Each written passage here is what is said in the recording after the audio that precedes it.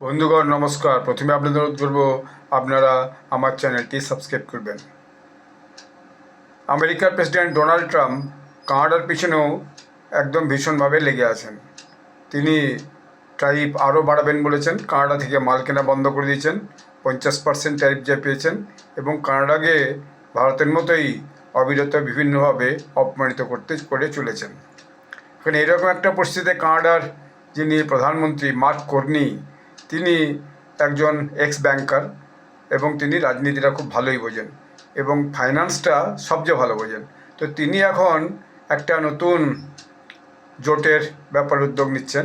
সেই জোটটা হচ্ছে যে ইউরোপিয়ান ইউনিয়ন এবং ইন্দো স্পেসিফিক ট্রেড ব্লক, অর্থাৎ যে মিডিল পাওয়ার যে কান্ট্রিগুলো আছে মূলত ব্যবসা বাণিজ্য সংক্রান্ত ব্যাপারে, যাদের উৎপাদন এবং ইম্পোর্ট এক্সপোর্ট অনেক বেশি শক্তিশালী, সেই দেশগুলোকে নিয়ে তিনি একটা আলাদা ব্লক করে হচ্ছে যে ডোনাল্ড ট্রাম্পের যে চাপ, সেই চাপটাকে কাটানোর চেষ্টা করছেন। এর মধ্যে তিনি বিভিন্ন জনের সঙ্গে যোগাযোগ করেছেন এবং কথাবার্তা চালিয়ে যাচ্ছেন এবং তিনি চাইছেন যে এই যে ট্রেড ওয়ার, এই ট্রেড ওয়ারটাকে কাউন্টার করতে গেলে একমাত্র এই মিডিল পাওয়ার যে দেশগুলো আছে সেগুলোকে কিন্তু একসাথে হয়ে নিজেদের মধ্যে ব্যবসা বাণিজ্যটা শুরু করবে। এবং যেভাবে প্রেসিডেন্ট ট্রাম্প হচ্ছে যে ডেনমার্ক এবং ইউরোপিয়ান ইউনিয়নের উপর চাপাচ্ছে যে যদি তাকে গ্রিনল্যান্ডকে সিড করতে না দেওয়া হয় তাহলে তিনি ইউরোপিয়ান ইউনিয়নকে একরকম দেখে নেবেন, এরকম ডেনমার্ক আর তার বাইরে হচ্ছে যে অন্যান্য দেশগুলোকে।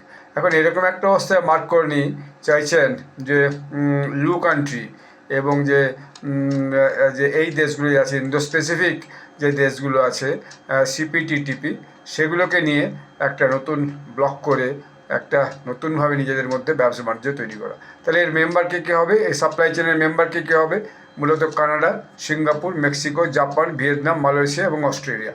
তো এই দেশগুলো যদি নিজেদের মধ্যে এই যে সাপ্লাই চেন তৈরি করে এবং ট্রেড তৈরি করে, তাতে কিন্তু অনেকটা ডোনাল্ড ট্রাম্পের যে চাপ, সেই চাপটাকে কাটিয়ে উঠে যাবে।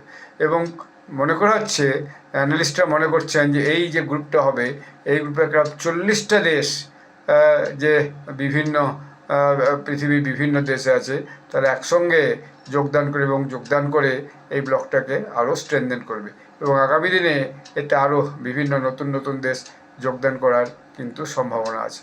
অতএব এই যে কানাডার প্রধানমন্ত্রীর যে উদ্যোগ, এই উদ্যোগটা থেকে আগামী দিনে কিন্তু ভালোভাবেই একটা সাফল্য আসার সম্ভাবনা আছে।